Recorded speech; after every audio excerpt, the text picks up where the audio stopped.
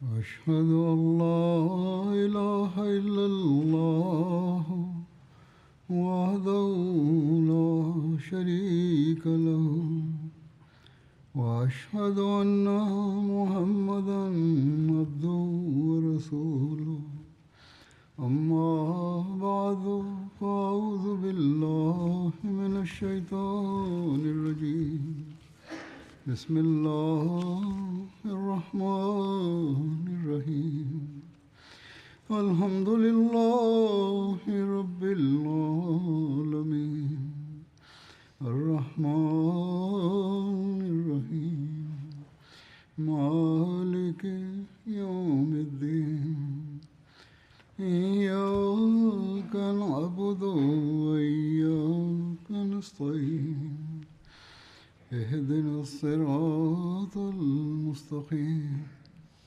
صراط الذين أنعمت عليهم غير المغضوب عليهم ولا الضالين وأقسموا بالله جهد أيمانهم وأقسموا بالله جهد أيمانهم لئن أمرتهم ليخرجن قل لا تقسموا طاعة معروفة إن الله خبير بما تعملون قل أطيعوا الله وأطيعوا الرسول وإن تولوا فإنما عليه ما حمل وعليكم ما حملتم وإن تطيعوه تهتدوا وما على الرسول إلا البلاغ المبين وعد الله الذين آمنوا منكم وعملوا الصالحات ليستخلفنهم في الأرض كما استخلف الذين من قبلهم ولا يمكنن لهم دينهم الذي ارتضى لهم ولا يبدلنهم من بعد خوفهم أمنا يعبدونني لا يشركون بي شيئا ومن كفر بعد ذلك فأولئك هم الفاسقون وأقيموا الصلاة وآتوا الزكاة وأطيعوا الرسول لعلكم ترحمون.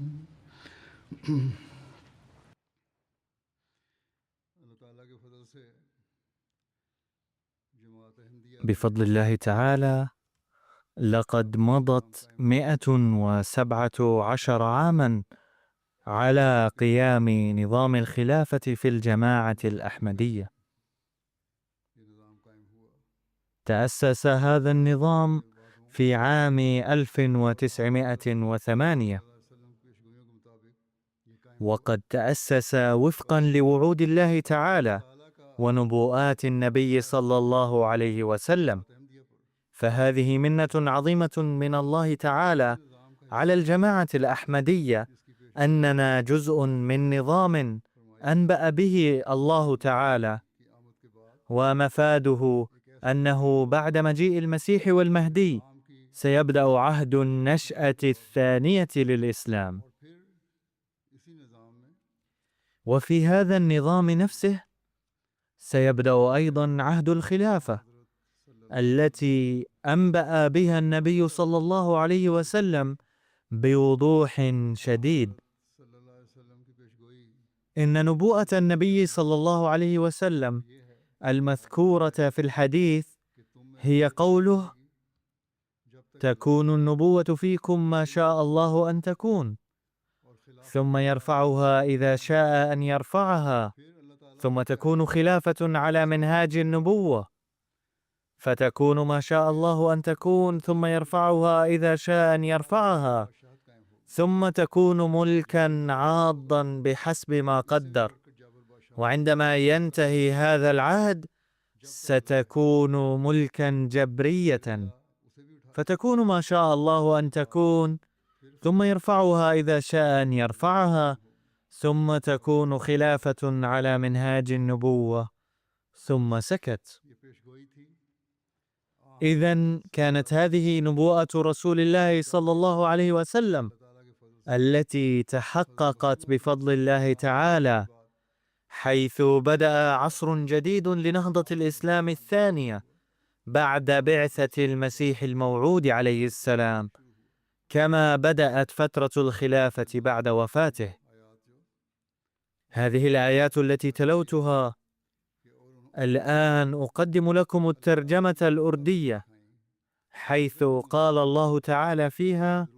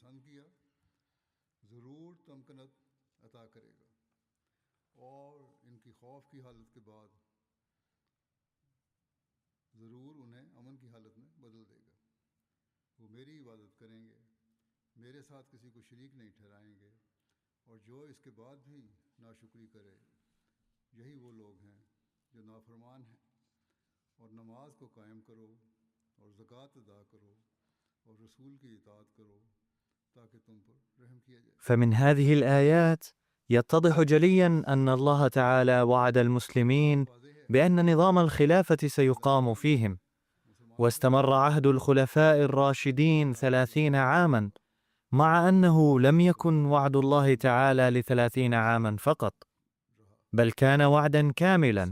وقد وضح النبي صلى الله عليه وسلم أيضا هذا الأمر في الحديث كما قرأت، أنه ستكون أولا الخلافة على منهاج النبوة، ثم الملك العاض، ثم الملك الجبري، ثم ستقام الخلافة على منهاج النبوة،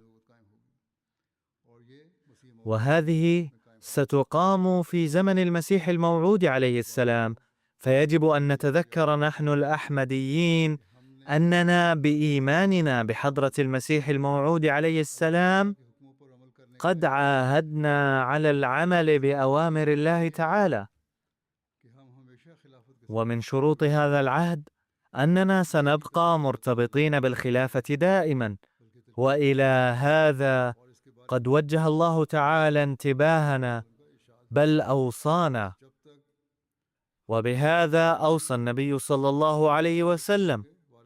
فما دمنا مرتبطين بالخلافة سنبقى وارثين لأفضال الله تعالى، ولكن لهذا شروط، كما قال الله تعالى في الآيات أيضا: فالوفاء بهذه الشروط أيضا ضروري لنا. وقبل توضيحها أقرأ قول المسيح الموعود عليه السلام عن استمرار الخلافة، فقد قال في رسالة الوصية: إن الله تعالى يري قسمين من قدرته، أولا يري يد قدرته على أيدي الأنبياء أنفسهم، وثانيا يري يد قدرته بعد وفاة النبي حين تواجه جماعته المحن ويتقوى الأعداء ويظنون أن الأمر الآن قد اختل، ويوقنون أن هذه الجماعة سوف تنمحي، حتى إن أعضاءها أنفسهم يقعون في الحيرة والتردد، وتنقسم ظهورهم، بل ويرتد العديد من الأشقياء. عندها يظهر الله تعالى قدرته القوية ثانية، ويساند الجماعة المنهارة.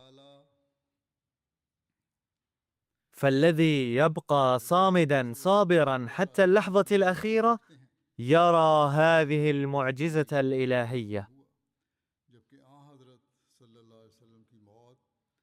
كما حصل في عهد سيدنا أبي بكر الصديق رضي الله عنه، حيث ظن أن وفاة الرسول صلى الله عليه وسلم قد سبقت أوانها، وارتد كثير من جهال الأعراب، أي ارتد أهل قرى وغير متعلمين، وأصبح الصحابة من شدة الحزن كالمجانين. عندها أقام الله تعالى سيدنا أبا بكر الصديق رضي الله عنه، وأظهر نموذجا لقدرته مرة أخرى، وحمى الإسلام من الانقراض الوشيك. وهكذا أتم سبحانه وتعالى وعده الذي قال فيه: وليمكنن لهم دينهم الذي ارتضى لهم وليبدلنهم من بعد خوفهم أمنا، أي أنه تعالى سوف يثبت أقدامهم بعد الخوف. وهذا ما حدث بالضبط في زمن سيدنا موسى عليه السلام، حين اختطفته يد المنون وهو في الطريق ما بين مصر وأرض كنعان، قبل أن يوصل بني إسرائيل إلى غايتهم المنشودة حسب الوعد، فقام بموته مأتم كبير بين بني إسرائيل. قال المسيح الموعود عليه السلام: فيا أحبائي، ما دامت سنة الله القديمة هي أنه تعالى يري قدرتين لكي يحطم بذلك فرحتين كاذبتين للأعداء، فمن المستحيل أن يغير الله تعالى الآن سنته الأزلية.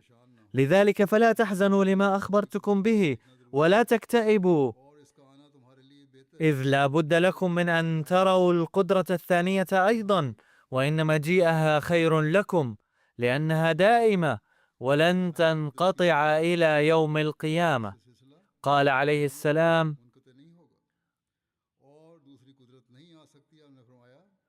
وإن تلك القدرة الثانية لا يمكن أن تأتيكم ما لم أغادر أنا، ولكن عندما أرحل سوف يرسل الله لكم القدرة الثانية التي سوف تبقى معكم إلى الأبد، بحسب وعد الله الذي سجلته في كتاب البراهين الأحمدية.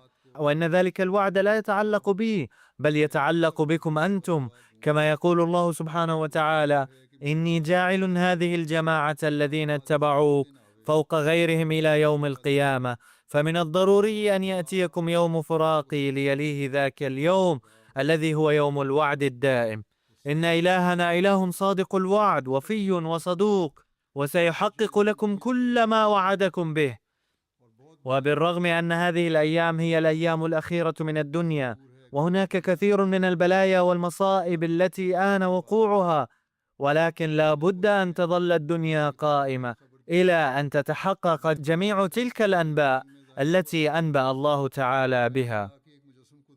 لقد بعثت من الله تعالى كمظهر لقدرته سبحانه وتعالى، فأنا قدرة الله المتجسدة، وسيأتي من بعدي آخرون سيكونون مظاهر قدرة الله الثانية. لذلك كونوا منتظرين لقدرة الله الثانية، داعين لمجيئها مجتمعين، ولتجتمع كل جماعة من الصالحين في كل قطر، وليدعوا حتى تنزل القدرة الثانية من السماء، وتريكم أن إلهكم إله قادر كل القدرة. وهنا قال حضرة المسيح الموعود عليه السلام: ادعوا الله تعالى مجتمعين في انتظار قدرة الله الثانية، ولتجتمع جماعة الصالحين في كل بلد ويدعوا.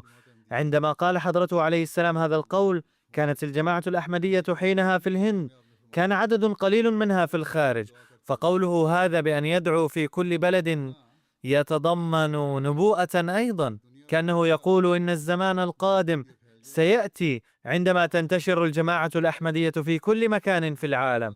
واليوم نرى أن الجماعة الأحمدية منتشرة في العالم، وفي كل مكان نرى علاقة الوفاء والحب والمحبة مع الخلافة، والتي توجد أيضا لدى الذين يعيشون في البلدان البعيدة. وعند انتخاب الخليفة الخامس أيضا رأيتم كيف أن الناس المنتشرين في العالم اجتمعوا معا وعاهدوا على الارتباط بنظام الخلافة وبايعوا، وهذه البيعة إن شاء الله ستبقى قائمة في المستقبل أيضا، والناس سيستمرون في المبايعة، وفي المستقبل أيضا سيستمر الله تعالى في إكرامنا بأفضاله دوما، لأن هذا وعد الله تعالى ونبوءة الرسول صلى الله عليه وسلم، كما هو رسالة بشارة المسيح الموعود عليه السلام لنا بالوحي من الله تعالى.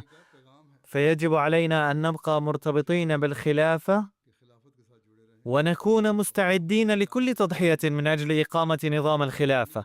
إذا استمررنا في فعل ذلك فإننا سنبقى مرتبطين بالخلافة إلى يوم القيامة، وأجيالنا ستبقى مرتبطة وستستمر في الحصول على بركاتها.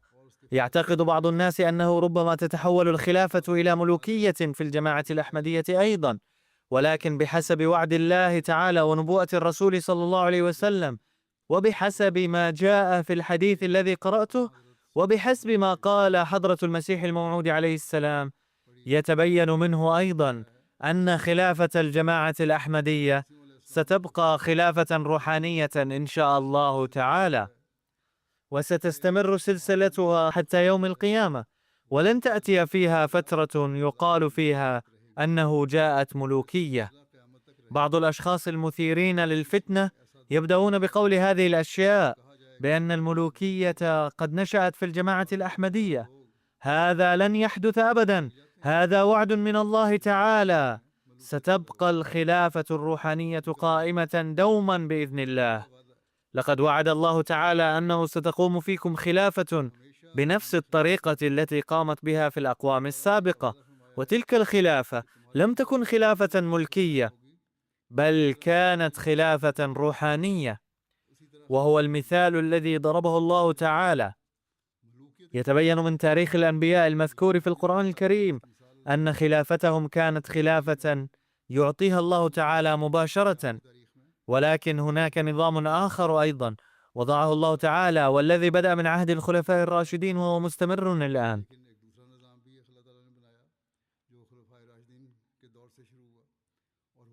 مرة كتب حضرة ميرزا بشير أحمد رضي الله عنه مقالا حول هذا الموضوع، وكان رأيه أنه ربما يأتي زمان يقوم فيه نظام الملوكية. وعندما علم بذلك حضرة المصلح الموعود رضي الله عنه رد عليه بشدة ودحض رأيه بقوة وقال: لن تأتي الملوكية في الجماعة الأحمدية ما دامت الروحانية والتقوى قائمتين إن شاء الله تعالى، وستبقى قائمة. وبحسب الوعود التي قطعها الله تعالى لحضرة المسيح الموعود عليه السلام، كما قال هو بنفسه: ما لم تتحقق تلك الوعود لن يأتي في الجماعة الأحمدية أي نظام يضر بخلافته أو يلحق بها أي أذى.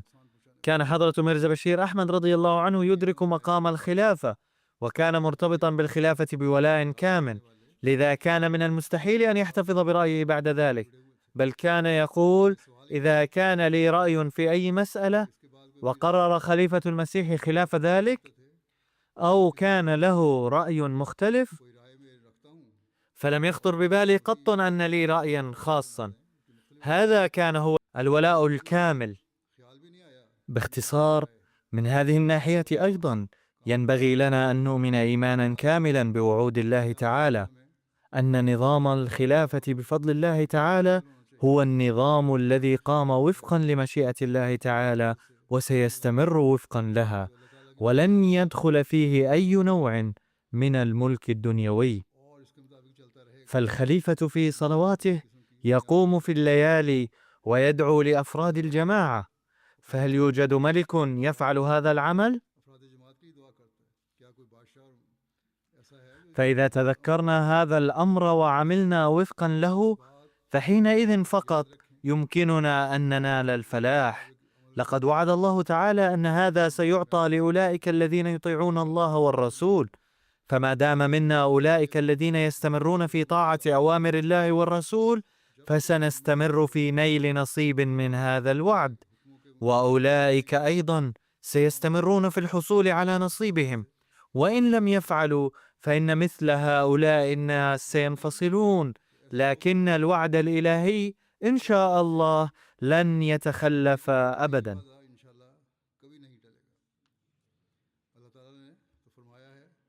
لقد قال الله تعالى: وإن تطيعوه تهتدوا، أي إن أطعتم فستهتدون وستستمرون في الاهتداء. ثم قال الله تعالى: وعد الله الذين آمنوا منكم وعملوا الصالحات، أي أن هذا وعد الله تعالى مع أولئك الذين آمنوا وعملوا الأعمال الصالحة. ومعيار الإيمان والعمل الصالح قد بينها الله تعالى في الآية الأولى: ضعوا نير الطاعة الكاملة على أعناقكم، حينئذ فقط ستدعون مؤمنين حقيقيين، وحينئذ فقط سيتولد الاهتمام نحو أداء الأعمال الصالحة والاهتمام نحو الاستمرار في التقدم فيها. فعندما يتحقق هذا المعيار فحينئذ سنستمر في الاستفادة من نعمة الخلافة. فمن أجل استمرار الخلافة والاستفاضة بفيوضها قد أوصانا الله تعالى نحن المتمسكين بحبل الخلافة أن نطيع الله ورسوله ونعمل بأحكامه. انظروا إلى التاريخ وكذلك إلى حديث النبي صلى الله عليه وسلم، فإنهما يكشفان لنا أن الخلافة بقيت في المسلمين ما داموا حاملين نير الطاعة على أعناقهم.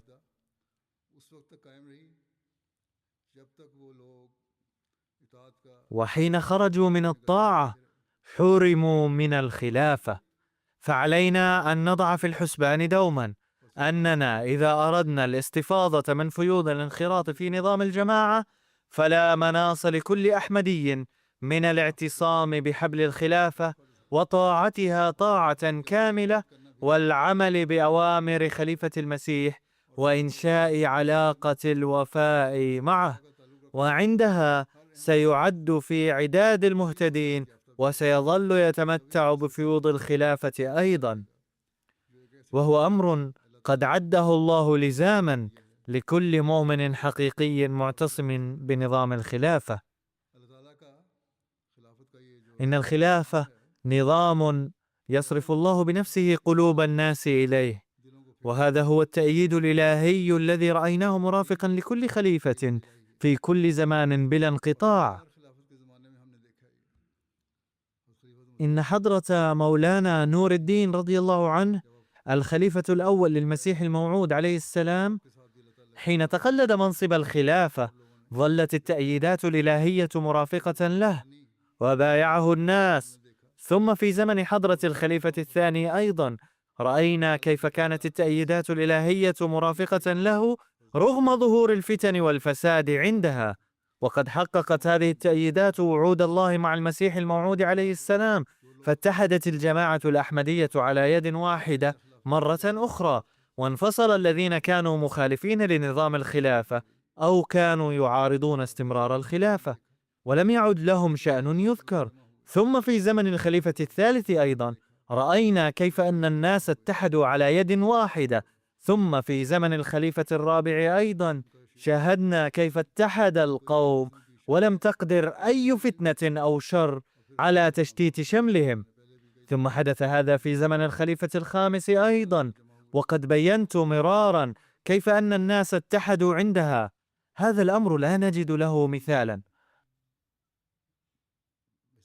فقد اجتمع أناس من بلاد نائية وأعربوا عن وفائهم منقطع النظير، ويمكنكم أن تروا اليوم في العالم كله فإن الأحمدية هي الجماعة الوحيدة التي هي منخرطة في نظام واحد، وقد شملها الله بأفضال كثيرة ببركة اعتصامهم بالجماعة وبنظام الخلافة بفضله ورحمته سبحانه وتعالى.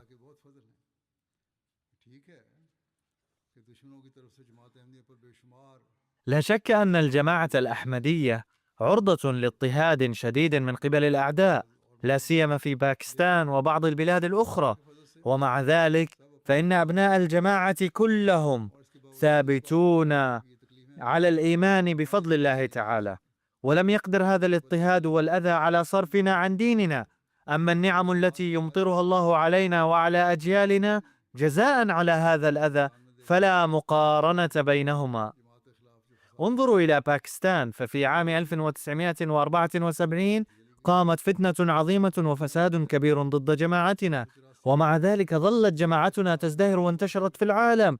وفي عام 1984 صدر قانون ضد جماعتنا، ولكنه لم يتمكن من وقف ازدهار الجماعة. لا شك أن خليفة المسيح اضطر للهجرة من مركزها أي ربوة بالباكستان، ولكن رقي الجماعة لم يتوقف، بل قد رأينا بأم أعيننا بعد الهجرة أن أمطار أفضال الله قد هطلت على الجماعة تحت ظل الخلافة بشأن عجيب، وبدأ عهد جديد. لقد رأينا في عهد الخليفة الرابع كيف ازدهرت الجماعة، ثم نرى اليوم أيضا كيف أن الجماعة تمضي قدما على طريق الرقي والازدهار، بالرغم من أن الأعداء قد تجاوزوا كل الحدود في صب الظلم على أبنائها. إننا نرى لا سيما بعد عام 2010 الذي استشهد فيه الأحمديون بأعداد كبيرة نتيجة هجوم المعارضين على مساجدنا، أن أبناء الجماعة يستشهدون من حين لآخر، تارة بكثرة وتارة بقلة.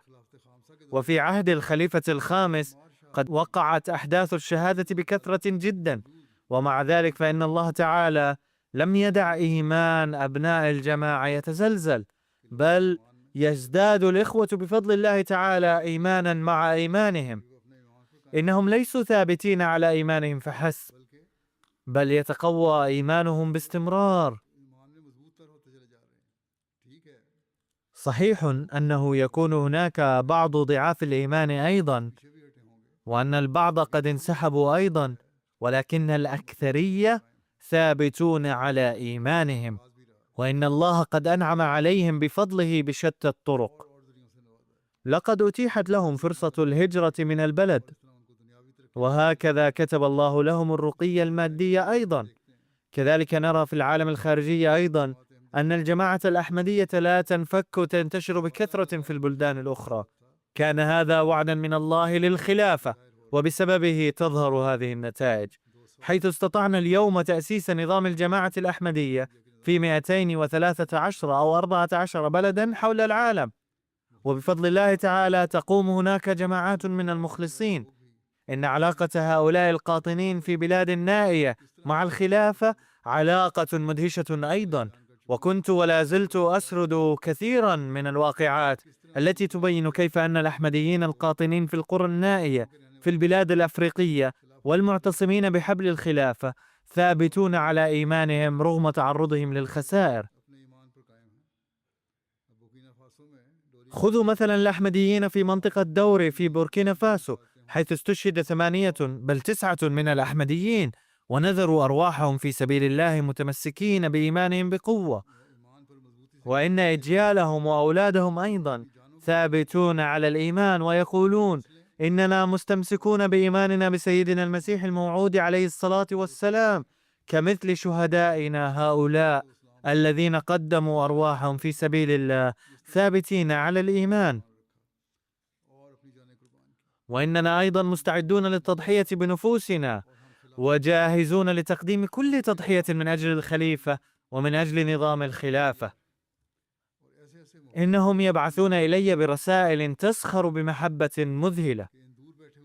أتعجب من هؤلاء المقيمين على مسافات شاسعة، والذين تظنهم أحيانا غير مثقفين، كيف إنهم يتمتعون بحرارة الإيمان حتى تعجز الكلمات عن وصف حماسهم وعشقهم ومحبتهم وولائهم للخلافة، فهي شيء عديم النظير. إنه لمن فضل الله علينا بأنه وعد الخلافة الأحمدية بأنها ستكون دائمة، ثم لا يزال يملأ قلوب الناس بالإيمان لكي يبقى نظام الخلافة هذا قائما على الدوام. زرت مرة بلدا إفريقيا، وكان هناك شخص معاق لا تعمل يداه على ما يرام، فسلم علي وأمسك يدي بشدة حتى شعرت أن يدي وقعت في مخبط، معبرا عن محبته المذهلة، حتى قلت في نفسي: كم يحبني هذا الأحمدي مع أنه ليس بيني وبينه سابق معرفة. كانت هذه محبته للخلافة. برؤية الخليفة يبكي الناس بالدموع، لا يكون هناك لقاء سابق ولا معرفة سابقة، ومع ذلك يعانقون وهم يبكون بكاء يحير المرء، ويقول: كيف إن الله تعالى قد خلق في قلوبهم حب الخلافة لهذه الدرجة. ويعاهد هؤلاء على أنهم مستعدون لتقديم أي تضحية من أجل بقاء الخلافة، ويقولون أن هذا ليس مجرد عهد منا، بل سوف نفي به بالفعل. إن أناسا بأعداد هائلة يراسلونني كل سنة، بمن فيهم النساء والشباب والكبار، معبرين عن حبهم لي. إنها مشاهد حب تحير الإنسان، فيقول: كيف أن الله تعالى قد خلق في قلوبهم هذا الحب الشديد للخلافة وللجماعة وللمسيح الموعود عليه الصلاة والسلام، وكم ملأ قلوبهم بالحرقة من أجل ازدهار الإسلام. فهذا ما فعله الله سبحانه وتعالى من خلال الخلافة، ومن أجل استمرارها قال لنا: إذا تمسكتم بها وتثبتم على الحسنات وعملتم الصالحات فسوف تنالون الفيض منها على الدوام. لقد قال الله سبحانه وتعالى في هذه الآيات نفسها: إن هؤلاء السابقين في الإيمان لا يشركون أبدا. إذن من الضروري لنا أن نجتنب كل نوع من الشرك. لقد ألقيت مؤخرا في مجلس الشورى للجماعة في بريطانيا خطابا تناولت فيه أيضا هذا الموضوع، مقتبسا من كلام سيدنا المصلح الموعود، وقلت: إذا كانت في أي مسؤول أو أحمدي الأنانية والتكبر، علما أن هذا الخطاب كان موجها إلى كل أحمدي وليس إلى المسؤولين فقط، فأعمالنا مشوبة بالشرك. فإذا كنا نريد الاستفاضة بفيوض الخلافة حقا، وأن نرث أفضال الله حقيقة، فلا بد لنا من التخلص من كل أنواع الأنانية والتكبر، وأن ننزه أنفسنا عنها. ولن يفيد الجماعة المسؤولون وعامة الأحمديين ما لم يتخلوا عن أنانيتهم وكبرهم، وما لم يقوموا بالأعمال ابتغاء مرضات الله فقط.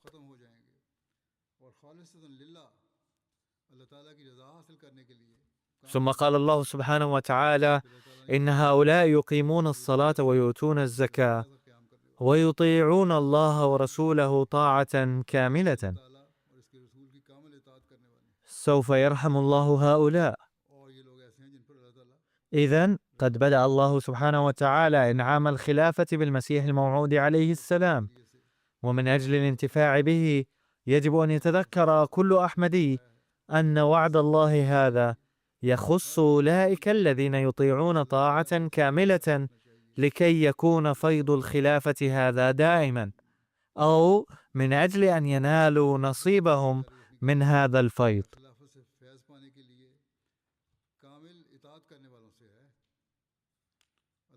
إذن اهتموا دوما بعبادة الله سبحانه وتعالى، لأن الذين يذكرونه ويعبدونه هم الذين يطيعونه طاعة كاملة. وكما نعرف فقد أمرنا الله سبحانه وتعالى مرارا وتكرارا بالعبادة، وقال: أقيموا الصلاة. فإقامة الصلاة مهمة جدا، ويجب على كل أحمدي يدعي أنه متمسك بالخلافة أو يريد ذلك ويريد أن ينال الفيض منها أن يضع في الحسبان دوما أن عليه أن يهتم بإقامة الصلاة اهتماما تاما.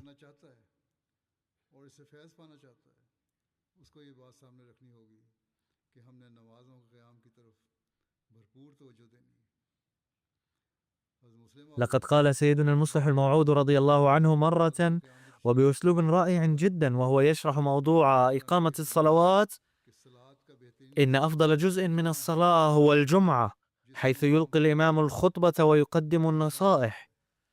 يتفقد خليفة الوقت أحوال العالم ويقدم النصائح في ضوء الحاجات المختلفة التي تنشأ من وقت لآخر لدى شعوب العالم المختلفة، الأمر الذي يخلق الوحدة القومية والتماسك. يجعل خليفة الوقت قبلة الجميع في اتجاه واحد.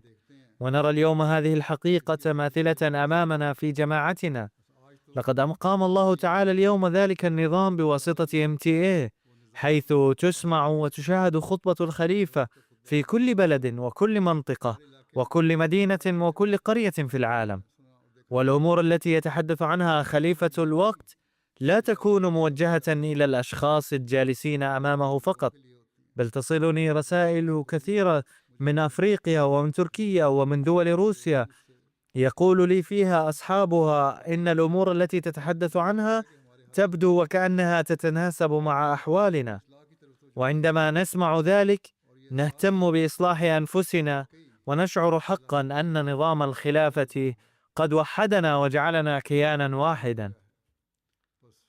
لا يصح الظن أن الأمور التي يتحدث فيها الخليفة موجهة فقط إلى من يحملون العقلية الباكستانية أو لبعض الناس في أوروبا، بل أعلم من الرسائل أن في كل زاوية من زوايا العالم وفي كل بلد من بلدانه هناك أمور مشتركة إلى حد ما في العادات والتقاليد، وبسبب ذلك يجد الناس فرصة لإصلاح أنفسهم. فمثلا في هذه الأيام أتحدث عن التاريخ الإسلامي وعن سيرة النبي صلى الله عليه وسلم، وفي ذلك تتخلل عدة أمور تمثل نصائح لنا فيستفيد منها الناس كثيرا. بالإضافة إلى ذلك يطلع الناس على تاريخ الإسلام ويتعرفون على أفكار الإسلام الأساسية، وفي هذا السياق يطلعون أيضا على سيرة الصحابة الكرام وعلى أسوة النبي صلى الله عليه وسلم في مواقف شتى.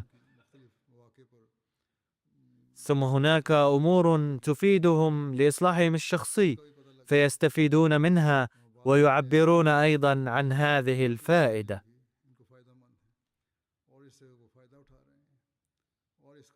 فالخلافة هي الوسيلة التي أقامها الله تعالى فينا، والتي من خلالها نشأت وحدة في الجماعة الإسلامية الأحمدية.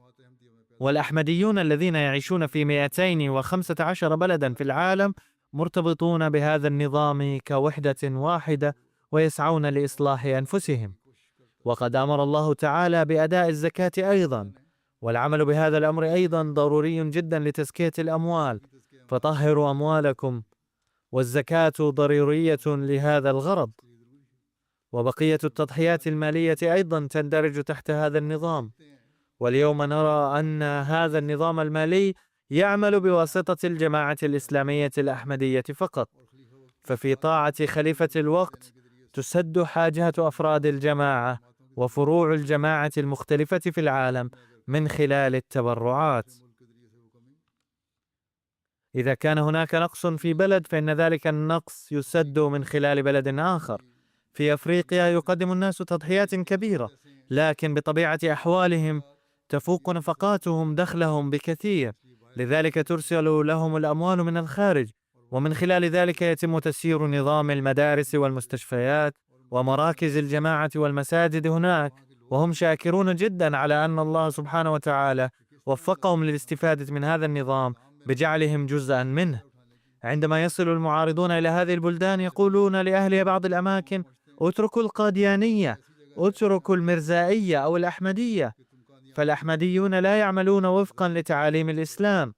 لكن الناس يجيبون غير الأحمديين الذين يأتون إليهم قائلين: إنكم لم تعلمون شيئا حتى الآن، واليوم وصل إلينا الأحمديون وبنوا المساجد في قرانا وبلداتنا ومدننا، واهتموا بتعليمنا أيضا، ووفروا لنا تسهيلات المدارس، وبنوا لنا المستشفيات أيضا.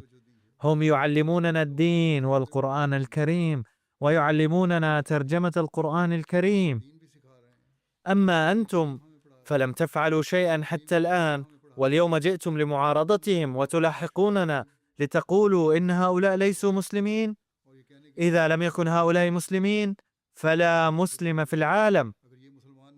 هذا ما يرد به المبايعون الجدد على هؤلاء.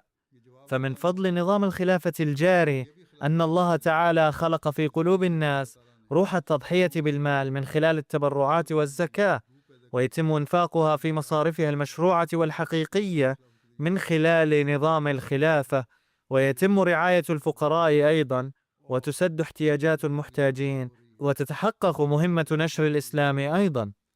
على أي حال، كما قلت من قبل، هناك في بعض الأماكن أوضاع تواجه الجماعة بسببها صعوبات، منها بنغلاديش وبعض البلدان العربية وبلدان في أفريقيا وباكستان وأماكن أخرى أيضا. في فلسطين أيضا حاليا يعيش أحمديون قلائل أوضاعا صعبة للغاية، بل الشعب الفلسطيني كله عموما واقع في الصعوبة، حيث تمارس عليهم البهيمية ومظالم بشعة للغاية. نسأل الله تعالى أن يخلصهم من الظلم الذي يمارس عليهم، فالظالمون يسعون لإبادة جماعية كاملة للفلسطينيين، وهم يفعلون ذلك.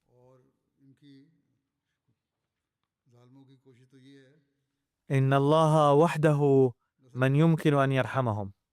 لكن الأحمديين على أي حال، رغم مواجهتهم كل هذه المصائب، يشكرون الله على أن نظام الخلافة قائم فيهم، وهو يعزيهم ويواسيهم ويسعى لتلبية احتياجاتهم أيضا. نرى في العالم آفات وحوادث، كما قال سيدنا المسيح الموعود عليه السلام أن حوادث كثيرة ستظهر، بعضها كوارث طبيعية، وبعضها بسبب أخطاء البشر أنفسهم وبسبب أنانيتهم، مما يسبب الحروب والفساد. فالعالم واقع في فتنة وفساد.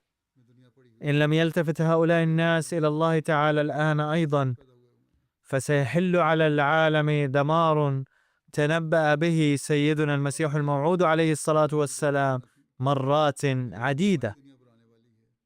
فمن واجب المرتبطين بنظام الخلافة أن يولوا انتباههم إلى أن ينقذوا العالم من الدمار أيضا، وهذا واجب عليهم. وعندما يعاهدون على إنقاذ العالم من الدمار، فسيبذلون من أجل ذلك جهودا أيضا. يجب أن يبذلوا جهدهم الكامل لجلب العالم إلى الله تعالى، وأن يستخدموا كل وسائلهم وقدراتهم لإيصال الرسالة إلى الناس، وأن يكونوا مستعدين دائما للتضحية بالروح والمال والوقت لهذا الغرض. وكذلك يجب أن يقووا علاقتهم بالله تعالى لتتنزل أفضال الله الخاصة على كل أحمدي، وينال بسبب هذه الأفضال قرب الله تعالى.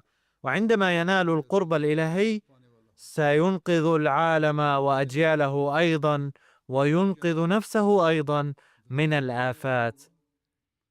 فهذه الآفات والدمار تتخذ شكلا خطيرا للغاية وتستمر في ذلك، ولا أحد يعلم أي شكل ستتخذ في المستقبل مما لا يستطيع الإنسان تصوره.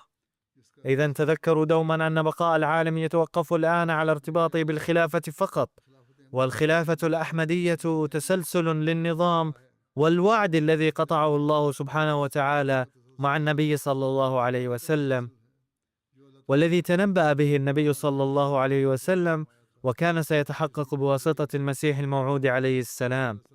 فالخلافة الأحمدية حلقة للسلسلة التي توصل إلى الله، ومن أجل ذلك يجب أن يسعى كل أحمدي.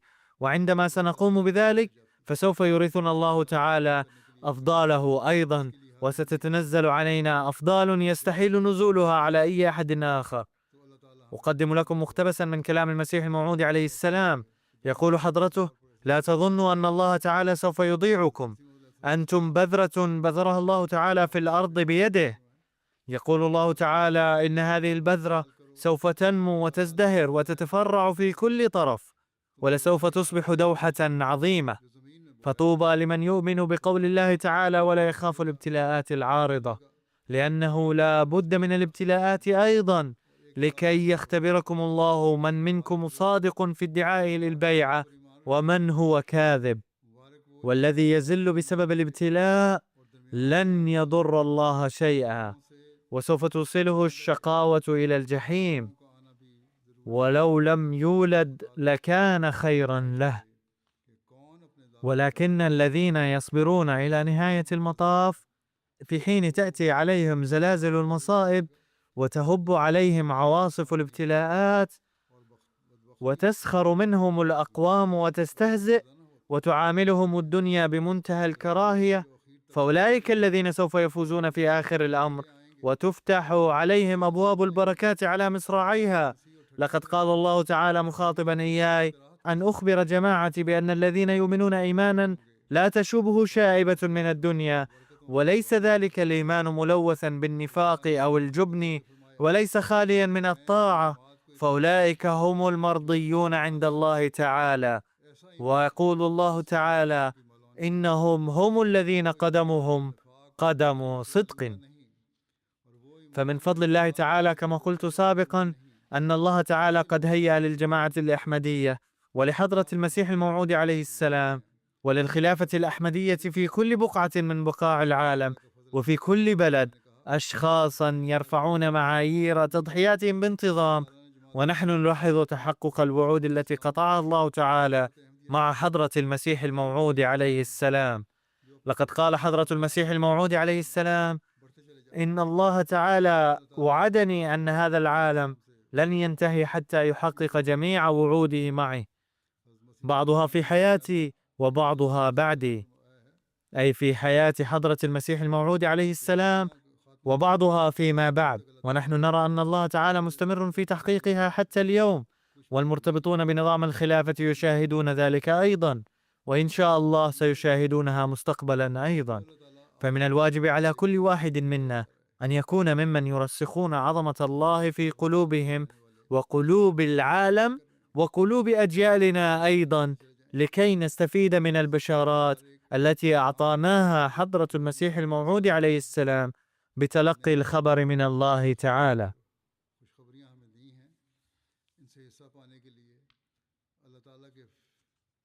ولكي ننال حظا من الفيض الذي وعده الله تعالى، وأن نكون ممن يظهرون بعملهم أنهم يوحدون الله تعالى، وأن نكون ممن يتعاطفون مع بني الإنسان صدقا، وممن يطهرون القلوب من البغض والأحقاد، وأن نكون ممن يسلكون طريق كل خير، وممن يحافظون على إيمانهم، وممن يظهرون مثال الطاعة الكاملة، وممن يستمرون في التقدم في الإيمان حتى تعتبر أقدامنا عند الله تعالى أقدام صدق، ونكون ممن ينالون الفيض من وعوده.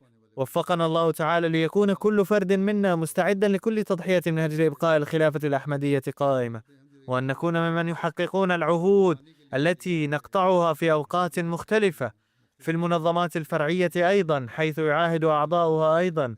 وليأتي الله تعالى في حياتنا بزمان نرى فيه راية وحدانية الله تعالى ترفرف في كل مكان في العالم، والناس يأتون أفواجا عبيدا للنبي صلى الله عليه وسلم، ويسعون ليكونوا من عباد الله المطيعين تماما. وعندما يحدث هذا سيكون ذلك اليوم يوم فرحة لنا، ذلك هو اليوم الذي سيكون مباركا لنا، حين نقول إننا نستفيد اليوم من بركات الوعد الذي قطعه الله تعالى بالخلافة، وهذه هي الأيام التي ستنقذ العالم من الدمار. وفقنا الله تعالى لإصلاح أنفسنا أيضا، وإيصال رسالة الله تعالى إلى العالم أيضا، آمين. بعد الصلاة سأصلي جنازة الغائب على المرحومين، الأول منهما اللواء الدكتور بير محمد منير، فقد خدم مستشفى فضل عمر في ربوة مديرا لعدة سنوات. توفي في الأيام الماضية عن عمر يناهز 85 عاما، إنا لله وإنا إليه راجعون. وكان بفضل الله تعالى منخرطا في نظام الوصية. كان الدكتور المرحوم انضم إلى الجماعة في عام 1963 مبايعا بنفسه، وانخرط في نظام الوصية في عام 1967. بعد ملاحظة سلوكه تشرف والداه أيضا بالبيعة في عام 1991. لقد وفق اللواء الدكتور بير محمد منير بعد تقاعده لخدمة الجماعة كنائب أمير لمحافظة ملتان. في عام 2004 استقر في ربوة، ثم وقف نفسه بعد التقاعد. تم تعيينه في مستشفى فضل عمر كطبيب عام، حيث قدم خدماته. ثم بعد فترة تم تعيينه مديرا لمستشفى فضل عمر. في هذا المنصب أيضا خدم لمدة 12 عاما بإخلاص كبير وجهد وتعاطف، وأدى واجباته. وفي عام 2017 تم إعفاؤه من منصب المدير بسبب ضعف صحته، لكنه استمر في الخدمة في المستشفى كطبيب في قسم الأنف والأذن والحنجرة. خدماته للجماعة كواقف للحياة تمتد على مدى 19 عاما. تقول زوجته السيدة أمة المالك، وهي حفيدة حضرة الدكتور مير محمد إسماعيل رضي الله عنه: كان أبا حنونا وزوجا رحيما، وكان يصل الرحم مع العائلة كلها.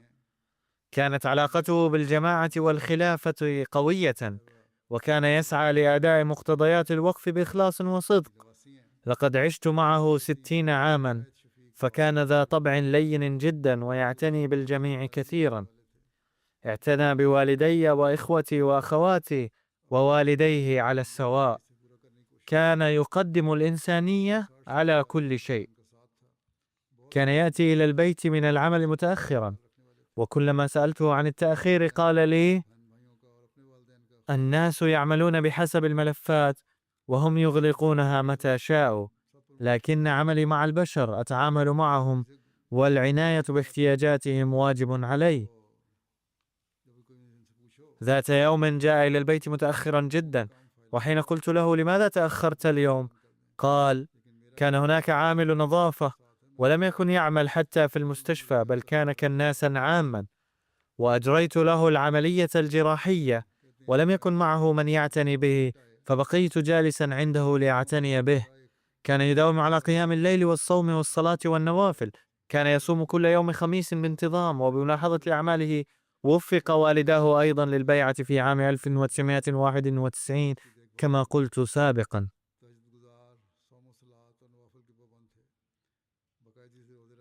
كانت والدته تقول: كنا نظن أن الأحمديين لا يؤمنون برسول الله صلى الله عليه وسلم والعياذ بالله، ويؤمنون بميرزا المحترم فقط، وهذا لم يكن يعجبني. لكن عندما رأيت أن ابني يؤدي التهجد وملتزم بالصلوات، فكرت أن الأحمديين لا يمكن أن يكونوا مخطئين، وهكذا أصبح عمله سببا لانضمام والديه إلى الجماعة. ولما كان قد بايع بعد البحث شخصيا، فكان أحمديا ملتزما.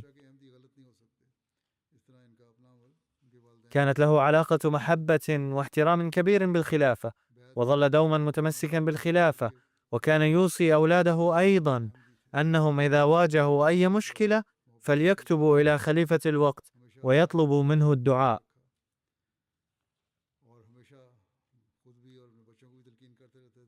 لم يكن طموحا لأي منصب، بل قد كتب إلي أنني جاهز للخدمة حيثما تعينونني. ترك خلفه زوجته وثلاثة أبناء وأحفادا، رحمه الله وغفر له.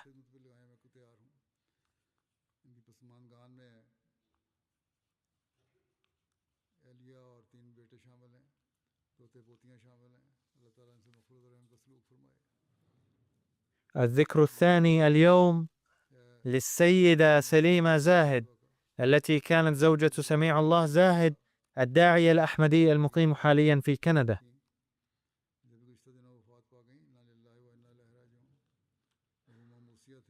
توفيت في الآونة الأخيرة، إنا لله وإنا إليه راجعون. كانت منخرطة في نظام الوصية، وتركت خلفها زوجها وابنة وثلاثة أبناء. أحد أبنائها الأستاذ عطاء المؤمن زاهد الداعية الأحمدي، ويعمل أستاذا في الجامعة الأحمدية في بريطانيا.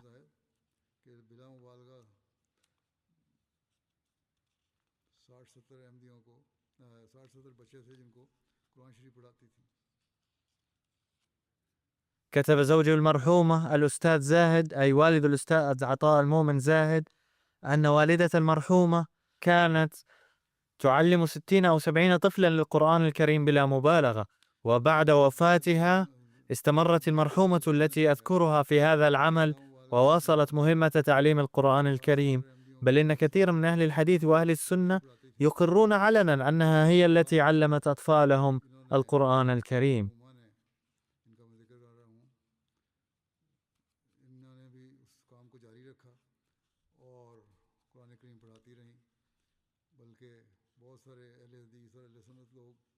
يتابع ويقول إن المرحومة كانت سعيدة وبسيطة الطبع ووفية وخدومة، كانت تخدم الآخرين دائما وتؤثر المحتاجين على نفسها. يقول ابنها عطاء المؤمن زاهد أنها كانت تفضل مساعدة المحتاجين بدلا من الإنفاق على نفسها حتى في الأيام الصعبة، رحمها الله وغفر لها.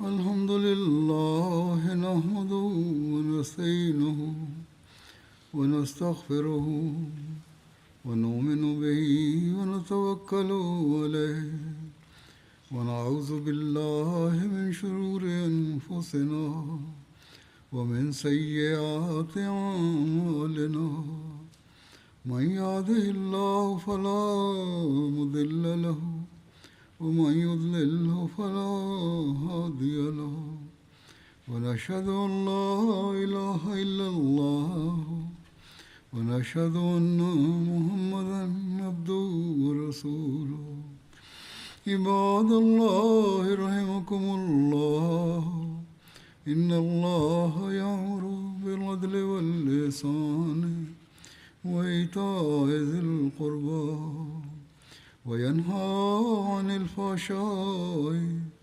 والمنكر والبغي يعظكم لعلكم تذكرون اذكروا الله يذكركم وادعوه يستجب لكم ولذكر الله أكبر.